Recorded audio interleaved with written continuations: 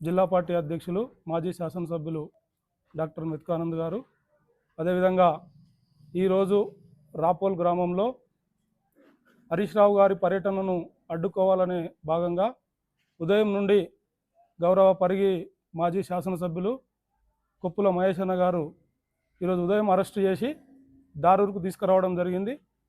మేమందరం కూడా స్పందించి పోలీస్ స్టేషన్కి వెళ్దామనే లోపలనే వెంబడే బంటారం తీసుకెళ్ళి ఉదయం నుంచి ఇప్పటి వరకు కూడా 5:30 వరకు కూడా అక్కడే పోలీస్ స్టేషన్లో పెట్టి ఎవరిని కలవకుండా చేయడం జరిగింది. ఈరోజు ప్రభుత్వం చేస్తున్నటువంటి ప్రజా వ్యతిరేక విధానాలను అడ్డుకుంటున్నారనే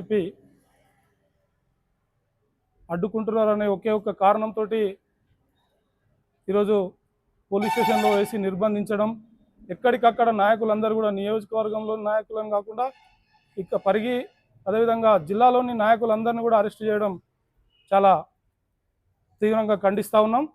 ముఖ్యమంత్రి గారు, వాళ్ళ ఎమ్మెల్యేలు, వాళ్ళ మంత్రులందరూ కూడా భూ వ్యాపారం కోసం పేదల భూములు, రైతుల భూములు, ఎవరైతే కష్టపడి వాళ్ళు వ్యవసాయం చేసుకుంటారో ఎస్సీ, ఎస్టీ, బీసీ, మైనార్టీ రైతులందరూ కూడా మొన్న మేము మాజీ శాసనసభ్యులు గారితో గౌరవనీయులు మాజీ మంత్రివర్యులు సబితారెడ్డి గారు రాపోల్ అదేవిధంగా కాడ్లాపూర్ అక్కడికి వెళ్ళడం జరిగింది. మామూలుగా అందరూ కూడా ఎకరా 2 ఎకరాలు ఉన్న రైతులందరూ కూడా చాలా తీవ్రంగా ఆవేదన వ్యక్తం చేస్తూ ఉన్నారు.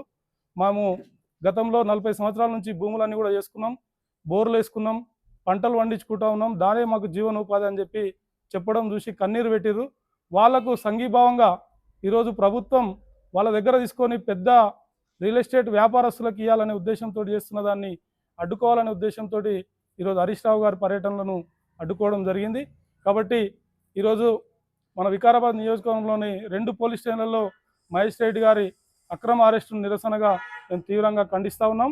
అదేవిధంగా మాజీ శాసనసభ్యులు జిల్లా పార్టీ అధ్యక్షులు ఆనంద్ గారిని అక్రమంగా ఇంట్లో నిర్బంధించడం జరిగింది. దీన్నంతా కూడా మేము ఖండిస్తూ ఉన్నాం. ఏదేమున్నా పెద్దలు ఏ నిర్ణయం తీసుకున్నా వాళ్ళకు అండగా ఉండడానికి మేమంతా కూడా ముందుంటాం. ఈరోజు ఉదయం నుంచి నాతో పాటు మండల నాయకులు అందరూ కూడా సర్పంచులు, ఎంపీటీసీలు, సీనియర్ నాయకులు అందరూ కూడా ఉండడం జరిగింది. వారందరూ కూడా పేరు పేరున నమస్కారాలు తెలియజేసుకుంటూ ఇప్పుడు పెద్దలు మాట్లాడాల్సిందిగా కోరుతాము.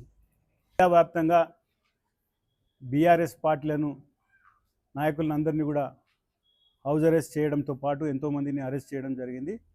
దీనికి కారణం పరిగి నియోజకవర్గంలోని పరిగి మండల్లో రాపోల్ మరియు కాళ్ళాపూర్ గ్రామంలో ఇండస్ట్రియల్ కారిడార్ పేరు మీద దాదాపు 1200 ఎకరాల భూమిని మొన్ననే నోటిఫికేషన్ వేయడం, దాంతోపాటు మళ్ళీ ఒక వారం రోజుల కింద దోమ మండల్ గ్రామంలోని అనంతరెడ్డిపల్లి, బట్ల సందారం, అదేవిధంగా కొండాయిపల్లి గ్రామంలో కూడా దాదాపు ఒక 900 ఎకరాల భూసేకరణ కోసం నోటిఫికేషన్ వేయడం జరిగింది.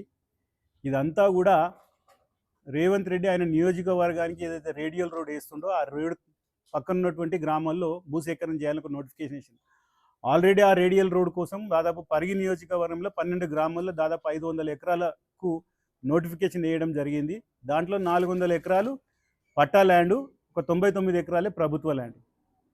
సరే, రోడ్ కోసమే రైతులు అందరూ కూడా దానికి సహకరించినట్టున్నారు. మరి దానికి పేరు మీద అదే రోడ్ మీద చక్కగా, ఎందుకంటే ఈ రోడ్ అంతా కూడా చక్కగా కొడంగల్కే పోతుంది.